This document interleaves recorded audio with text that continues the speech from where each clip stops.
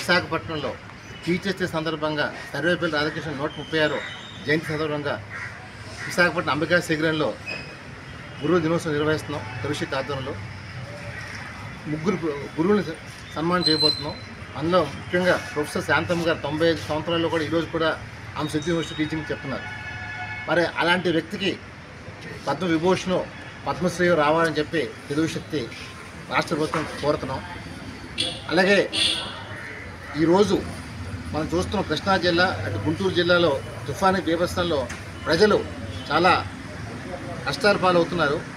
మరి ఇవాళ ప్రతిపక్ష పార్టీ హోదా లేకపోయినా ప్రతిపక్ష పార్టీ ఉన్న వైసీపీ దాన్ని హేళంగా మాట్లాడుతున్నారు. దీన్ని మేము తీవ్రంగా ఖండిస్తున్నాం.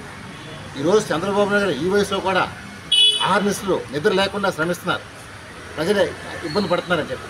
మరి జగన్మోహన్ రెడ్డికి దయ జాలి లేకుండా ఈవేళ ప్రభుత్వం పైన ఇష్టం మాట్లాడుతున్నారు.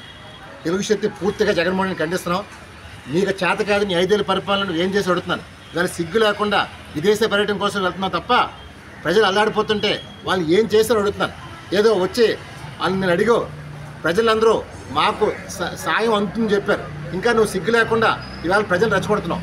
వైకాపాని ఒకటే కోరుతున్నాను, వైకాపా నాయకులకి ఇప్పటికైనా బుద్ధి తెచ్చుకొని వ్యవహరించడం తప్ప ఏదో రాష్ట్రాన్ని అలకలోంచి అని కూడా మీరు తరం కాదు, ప్రజలు చెప్పుతో కొడతారు. అసలు చంద్రబాబు ఒకటే కోరుతున్నాం, సార్ ఇప్పటికైనా మీరు ఆరోగ్యం చూసుకొని కోరుతున్నాం. మీరు ఆహార్నిస్తూ శ్రమిస్తే రేపు మీ ఆరోగ్యం ఏమైతే ఈ రాష్ట్రానికి చాలా తీరని లోటు వస్తుంది.